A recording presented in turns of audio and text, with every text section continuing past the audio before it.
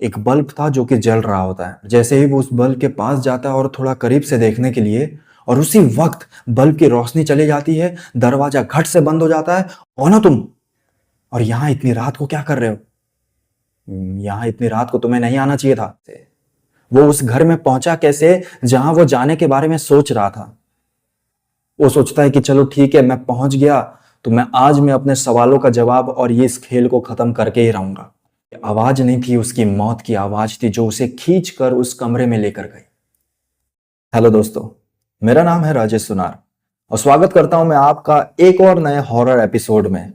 दोस्तों, आज की जो कहानी है मैंने द डर डायरीज में सुनी थी, जो कि मुझे बहुत पसंद आई। और जब मैं ये कहानी सुन रहा था तो मैं इस कहानी में घुस चुका था। तो मैं चाहता हूं कि आप भी इस कहानी को महसूस करें। इस कहानी में जो डर को दिखाया गया है, जो महसूस कराया गया है, उस चीज को आप भी महसूस करें। तो प्लीज इस वीडियो को पूरा जरूर देखिएगा। तो चलिए कहानी की शुरुआत करते हैं। दोस्तों, एक कहानी अनुराग दीक्षित की है, जो कि कलकत्ता में रहते थे और कलकत्ता से करीब 15 से 20 किलोमीटर दूर एक बायोकेमिकल फैक्ट्री में काम करते थे एज अ आईटी हेड की। उनका काम सिंपल था कि मशीनें जो हैं वो कंप्यूटर से जुड़ी होती थी और मशीनों को कंप्यूटर से जुड़े रहने में मेंटेन करना, मतलब ताकि कोई टेक्निकल कोई बग ऐसा कुछ भी प्रॉब्लम ना आए। अगर आता है तो वो उसे सॉल्व किया करते थे। दोस्तों, अनुराग की जो फैक्ट्री थी जहां वो काम किया करते थे वो उनके घर से यानी कोलकाता सिटी से करीब 15 से 20 किलोमीटर दूर थी। और वो उन्होंने जानबूझ के उतना दूर उन्होंने घर पे रहने का डिसाइड किया, ताकि वो जो सफर है, वो जो घर से कंपनी तक पहुंचने का जो सफर है, बीच में जो रास्ता है, उस चीज को आराम से इंजॉय करते हुए घर तक या घर से ऑफिस या ऑफिस से घर पहुंच सके। उनका आदत था हर बार का कि वो हमेशा जब काम करके अपने घर की तरफ लौटते थे तो कार के अंदर एक म्यूजिक बजाते थे और हाथ में सिगरेट लेकर और पीते पीते हुए वो वहां से अपने घर पे जाते थे। उस समय को वो काफी अच्छे से एंजॉय करते थे, उन्हें वो चीज बहुत ही आनंद मिलता था। और उनका आदत भी था कि वो हमेशा थोड़ा सा अकेला रहना पसंद करते थे।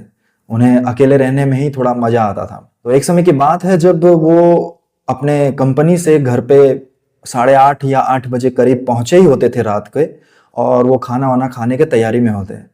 और तभी उनको एक कॉल आता है उनके कंपनी से। विपिन का कॉल आता है, जो कि उनके दोस्त भी थे कंपनी में और एज अ बॉस की तरह ही वो एक बड़े पोजीशन पे थे। तो उनका कॉल आता है और वो रिसीव करते हैं तो सामने से ये बात बोलते हैं कि विपिन बोलते हैं कि अरे अनुराग, आप जल्दी से कंपनी में आ जाइए क्योंकि यहाँ पे एक प्रॉब्लम हो चुकी है। तो अनुराग कहता है कैसी प्रॉब्लम? विपिन कहता है कि सारे कंप्यूटर एक साथ बंद पड़ चुके हैं और काम बहुत ही समय से रुका पड़ा है और यहाँ पर ये प्रॉब्लम सॉल्व नहीं हो पा रहा है। आप जल्दी से आ जाइए और इसे ठीक कर दीजिए। अनुराग सोचते हैं कि यार ऐसा कैसे हो सकता है, एक साथ सभी कंप्यूटर कैसे बंद पड़ सकते हैं?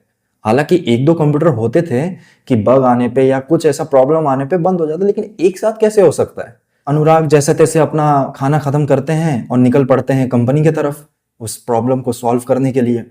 तो देखते हैं कि यार ये जो काम है ये तो काफी लंबा चलने वाला है और ये इतना जल्दी सॉल्व नहीं होगा। तो अपने साइड में कॉफी लेकर बैठ जाते हैं, कॉफी पीते रहते हैं और काम करते रहते हैं। ऐसे ही काम करते करते उन्हें समय का पता ही नहीं चलता और 2:30 बज जाता है। और जैसे ही उनकी नजर जब घड़ी की तरफ जाती है, देखते कि अरे 2:30 बज गया और अभी तक काम ठीक नहीं हुआ। तो वो और थोड़ा मेहनत करते हैं और थोड़ा फास्ट करने की कोशिश करते हैं और 3 साढ़े 3 बजे तक काम खत्म भी हो जाता है। काम खत्म होने के बाद वो घर पे वापस लौट जाते हैं। फिर अनुराग जब अपने घर के तरफ बढ़ रहे होते हैं तो उनके घर से और कंपनी के बीच में एक काफी घना जंगल पड़ता है। वो जंगल इस तरह से रहता है कि आजू बाजू में घने घने पेड़ रहते हैं, बहुत बड़े बड़े। और वो पेड़ जो है एक दूसरे से ऐसे ऐसे जुड़े होते हैं ऊपर की तरफ से, और नीचे जो है एक गुफा सा लगता है। और उस अंधेरे जंगल में जब कोई रात को निकलता है उस जगह से तो ऐसा लगता है कि मानो कोई अंधेरा उसे निगल रहा हो। ऐसा ही समय उस समय भी था जब अनुराग घर की तरफ बढ़ रहे होते हैं। तो जैसे ही उस जंगल में बीचों बीच में घुसते हैं तो अचानक उनकी गाड़ी जो है खट खट खट करके बंद पड़ जाती है। अनुराग थोड़ा शौक हो जाता है कि यार मेरी गाड़ी अचानक कैसे बंद पड़ गई। अनुराग गाड़ी चालू करने की काफी कोशिश करता है लेकिन गाड़ी चालू ही नहीं हो रही होती है। और तभी वो अपने दोस्त बिपिन को फोन करता है और कहता है कि यार मैं तो यहाँ फंस चुका हूँ, मेरी गाड़ी बंद पड़ चुकी है। बिपिन ने पूछा कि तू कहाँ बंद पड़ी है गाड़ी, तो उसने बताया कि अरे मेरे घर तक पहुंचने से पहले जो जंगल पड़ता है ना, वहीं पे मेरी गाड़ी बंद पड़ चुकी है। जंगल? बिपिन ने जैसे ही वो जंगल के बारे में सुना, बिपिन थोड़ा शॉक हो गया कि यार ऐसा कैसे हो सकता है, वहां पे तेरी गाड़ी बंद कैसे पड़ सकती है। और उसने फैसला किया कि तू वहीं रुक, गाड़ी के अंदर बैठ, मैं आता हूं और वहां से फिर हम चले जाएंगे। ये उनका प्लान था। तो अनुराग अब गाड़ी के अंदर बैठ के आराम से सिगरेट पी रहा होता है और वेट कर रहा होता है बिपिन का।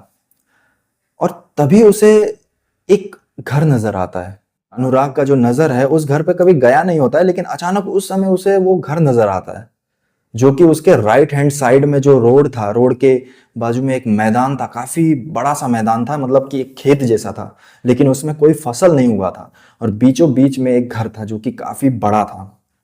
उस घर को वो ध्यान से देखता है तो उसे पूरे घर में सारे लाइट्स ऑफ, कहीं पे भी एक लाइट नहीं। लेकिन जो टॉप फ्लोर का जो घर था, टॉप फ्लोर एक कमरा था, उसमें एक छोटा सा लाइट जला हुआ था। अनुराग को ये थोड़ा क्यूरियोसिटी होता है, उसे सोचने पर मजबूर कर देता है उसे कि पूरे घर में लाइट बंद है तो ये लाइट चालू क्यों है। तो वो सोचकर कि क्या पता कोई वहां पे हो और मैं उससे मदद मांग सकूं, क्या पता मदद मिल जाए और बिपिन को यहाँ आना ही ना पड़े, ये सोचकर अनुराग जो है उस घर की तरफ बढ़ने लगता है। बढ़ते बढ़ते अनुराग उस घर के जो दरवाजा है, मेन दरवाजा, जो कि करीब 8 फीट का होगा, वहां पर पहुंच जाता है और देखता है कि यार घर का जो दरवाजा है वो बाहर से बंद है, मतलब बाहर से कुंडी मारा हुआ है। तो अनुराग को एक और थोड़ा क्यूरियोसिटी होता है कि यार ये घर तो बाहर से बंद है, तो अंदर लाइट कौन चालू किया है, क्या कोई अंदर है या नहीं। ये सोच के अनुराग आवाज लगाता है, लेकिन कोई भी, किसी का कुछ भी आवाज नहीं आता है। तो वो सोचता है कि क्यों ना मैं अंदर जाके देखूं, और उसे काफी जिज्ञासा थी ये सब चीज जानने में। और अनुराग का पहले से ही एक ऐसा मतलब नेचर था कि जानने के लिए उत्सुक हो जाता है। तो उसने धीरे से कुंडी खोली और जैसे ही दरवाजा खोला तो अंदर से एक ठंडा हवा का झोंका उसके चेहरे पर पड़ा। ऐसा लग रहा था मानो कई सालों से, कई बरसों से वो दरवाजा कभी खुला ही ना हो, और अंदर हवा जो है पैक सा हो गया था। जैसे ही दरवाजा खुला उसके मुंह पे लगा। तो जब वो अंदर एंटर हुआ तो पूरा अंधेरा था। उसने अपने आंखों को एडजस्ट किया और देखने की कोशिश की तो सामने एक बड़ा सा पिलर था जो कि सीधा ऊपर गया था, और उसी उसी के सपोर्ट से वो घर ऐसे, मतलब जो ऊपर छत है वो ऐसा था। थोड़ा दाएं बाएं देखता है और देखता है कि यार यहाँ पे तो सब कुछ ढक के रखा हुआ है। नहीं होता नए नए घर में जब कोई जाता है तो सब कुछ सामान या सोफा बिस्तर सब कुछ ढका हुआ रहता है सफेद कपड़े से। उसके राइट हैंड साइड में एक सीढ़ी थी, तो वो सीढ़ी की तरफ उसकी नजर जाती है और वो सोचता है कि इसके ऊपर जरूर उस कमरे तक जाने का रास्ता होगा। तो उस चरमराती हुई सीढ़ी के ऊपर चढ़ के वो धीरे धीरे आगे बढ़ता है, और चर चर करके उसके जो पाँव के कदमों के निशान थे और मतलब आवाज जो थी वो आने लगती है। वो ऊपर बढ़ता है और बढ़ते बढ़ते वो देखता है कि ऊपर 3 कमरे थे। 2 कमरे राइट हैंड साइड में थे और लेफ्ट हैंड साइड के स्ट्रेट में एक कमरा था जो कि उसी से, उसके नीचे से रोशनी जैसी निकल रही थी। तो उसे लगा कि शायद यही वो कमरा है, और वह तुरंत उसके पास जाता है। उस माहौल में पूरा अंधेरा था, यानी कि मान के चलो कि अगर बगल में कोई इंसान खड़ा है तो वो भी नहीं दिखेगा अगर ध्यान से ना देखो। तो जैसे ही उस कमरे के पास पहुंचता है तो तुरंत वो उस दरवाजा खोलने लगता है, और खोल के तुरंत वो अंदर घुसता है तो देखता है कि यहाँ पर तो कुछ भी नहीं है। एक बल्ब था जो कि जल रहा होता है। जैसे ही वो उस बल्ब के पास जाता है और थोड़ा करीब से देखने के लिए, और उसी वक्त बल्ब की रोशनी चली जाती है, दरवाजा घट से बंद हो जाता है, और अनुराग को पता नहीं कुछ ऐसा महसूस होता है कि किसी ने उसे धक्का दिया और वो नीचे गिर जाता है। और वो इतना घबरा जाता है उस समय अनुराग की, छटपटाते हुए अपने हाथों को इधर उधर करता है ताकि उसके कहीं लाइट का स्विच मिल जाए, लेकिन नहीं मिलता। और तुरंत वो जाके दरवाजा खोलने लगता है और खोल कर वो भागता है इतना तेज कि रुकता ही नहीं है, इतना तेज भागने लगता है। वहां से निकल कर वो सांस लेता है जो अपनी गाड़ी तक पहुंचने के बाद। वो गाड़ी पे पहुंचता है, अंदर बैठता है और फिर सांस लेता है कि आखिर अभी उसके साथ हुआ क्या, कौन था वो जिसने उसे धक्का मारा, क्या उसका वहम था, क्या था वो। ये सोचते सोचते उसके मन में न जाने कितने सवाल खड़े हो जाते हैं। वो काफी डर चुका था। वो अंदर बैठा हुआ होता है और तुरंत अपने दोस्त विपिन को फोन करता है कि यार विपिन, तू कहां तक पहुंचा, अभी तक आया क्यों नहीं। तो विपिन कहता है कि बस बस मैं अभी सिर्फ 10 मिनट में पहुंचने वाला हूं, तू वहीं रुकना, कहीं जाना मत, और देख गाड़ी से बाहर मत निकलना। अनुराग कहता है कि ठीक है तू जल्दी आ बस। और तभी उसको सामने से एक स्ट्रेट रास्ता था, सामने से अंधेरे में वही जो बल्ब है हिलते हुए वो उसके तरफ करीब बढ़ रहा था। और वो शॉक हो जाता है कि यार ये बल्ब यहां कैसे, और ये मेरी तरफ क्यों बढ़ रहा है। अनुराग साफ देखने की कोशिश कर रहा था कि उसे कुछ दिख जाए जो उसे संतुष्टि मिले कि भाई ये जो मैं सोच रहा हूं वो नहीं है। और सामने से वो बल्ब उसके करीब धीरे धीरे आए जा रहा था। जब उसकी दृष्टि साफ हुई तो उसने देखा कि वहां पर कुछ गांव वाले हैं जो उसके करीब बढ़ रहे थे, और एक इंसान के हाथ में लालटेन था। वो बल्ब नहीं था, लालटेन था। तो तब जाके उसके दिल में शांति मिलती है और वो बाहर निकलता है और गांव वालों से बोलता है कि हेलो, मैं यहाँ पर हूँ, ये मेरी गाड़ी खराब हो चुकी है, इस वजह से मैं यहाँ पे फंस चुका हूँ। और तभी गांव वाला से एक आदमी आता है उसके तरफ और ऐसे करके लालटेन उसके मुंह पे रखता है और कहता है कि तुम कौन हो तुम, और यहाँ इतनी रात को क्या कर रहे हो। यहाँ इतनी रात को तुम्हें नहीं आना चाहिए था, जाओ जाओ तुम जाओ यहाँ से, निकलो जल्दी, ये कोई रुकने का समय नहीं है यहाँ पे। अनुराग को समझ में नहीं आ रहा था कि यार गांव वाले इस तरह से उससे क्यों बात कर रहे हैं। उसकी तो गाड़ी खराब हो चुकी है, उन्हें मदद करनी चाहिए, बल्कि वो लोग इस तरह से बात कर रहे हैं। और ऐसा करके गांव वाले वहां से निकल जाते हैं और उसी समय विपिन भी आ जाता है। और विपिन आता है, ये तो बैटरी का समस्या है, और उसे ठीक करके वो लोग टो करके गाड़ी वहां से चले जाते हैं। रास्ते में जाते जाते अनुराग यही सोच रहा होता है कि यार आखिर वो चीज था क्या, वो कमरे में आखिर मेरे साथ हुआ क्या। वो उसके जेहान में वो चीज बस जाता है। उसे इतना डर लगा था उस समय। वो घर पे जाता है, थक चुका था। घर पे जाते जाते करीब 4 बज चुके थे और जाके तुरंत वो बिस्तर पे लेट जाता है और सो जाता है। और जब उसे नींद आती है तो नींद में भी पता नहीं क्यों उसे ऐसा महसूस होता है कि वो अभी उसी कमरे में है। सामने एक बल्ब चल रही है और वैसे खड़ा है। वो सीन जो पहले रिपीट हुआ था उसके साथ, कुछ समय पहले अभी हुआ था उस घर में, वैसा ही सेम दृश्य उसे अपने सपने में दिखाई देता है और वो सपने से जाग जाता है। सपने की वजह से अनुराग को नींद भी नहीं आती है। वो सोने की काफी कोशिश करता है लेकिन नींद उसे आती ही नहीं है। वो जैसे ही आंख बंद करता है उसे वैसे ही दृश्य, वैसा ही बल्ब, अनोखे अनोखे चीजें उस घर के दिखाई देने लगती है। उसे समझ में नहीं आ रहा था कि यार आज मेरे साथ ऐसा हो क्यों रहा है। और अचानक वो ऐसे बिस्तर पे ऐसे लेटे और ऊपर सीलिंग की तरफ देख के सोच रहा होता है कि यार उसके साथ हुआ क्या आज। और तभी अचानक उसे किसी के थप थप करने की आवाज आती है, कुछ इस प्रकार से।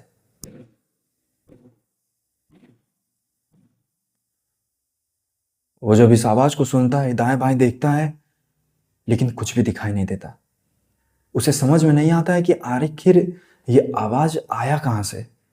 वो फिर से एक अलग से सोच में डूब जाता है और फिर से वही आवाज उसे सुनाई देने लगती है। वो डर सा चुका था।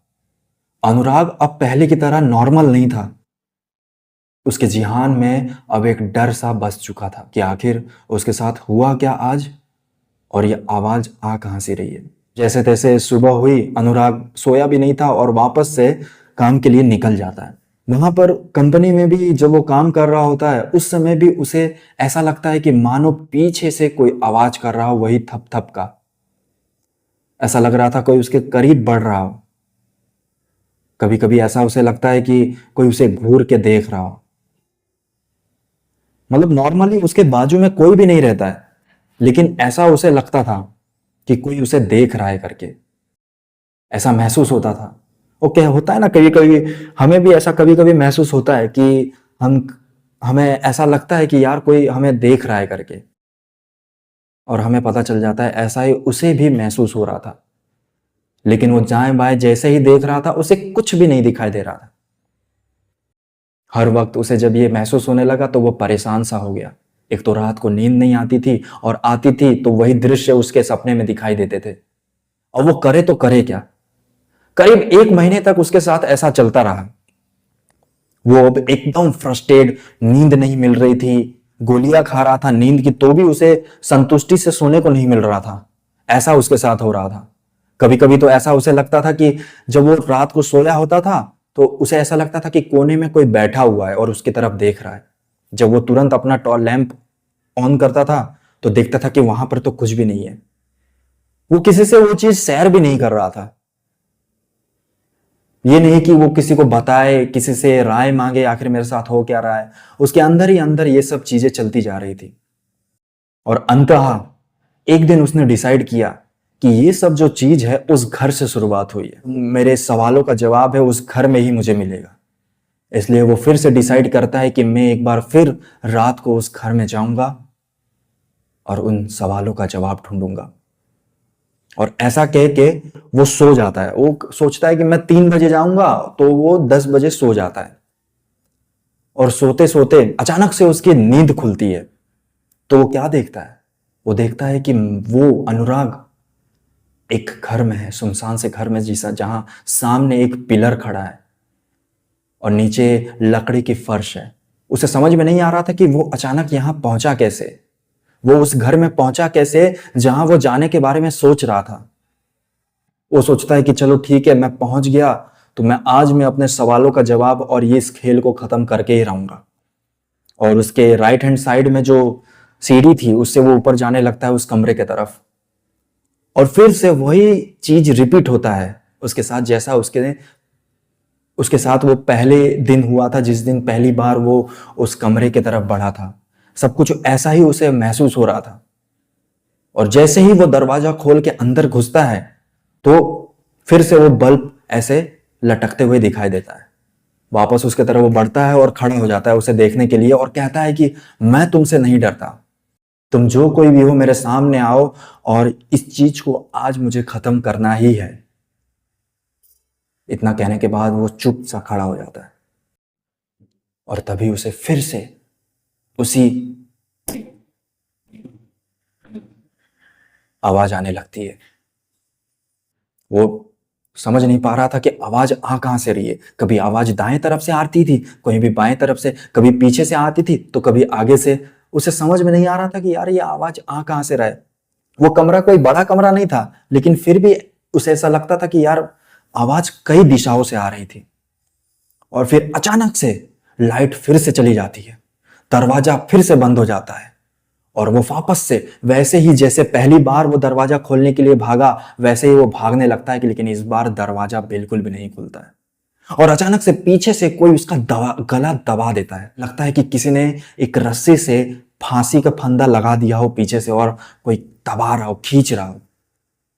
वो छुड़ाने की काफी कोशिश करता है लेकिन उसे कुछ भी यहां पे दिखाई नहीं देता है। महसूस भी नहीं होता है कि यहां पे कोई रस्सी है, लेकिन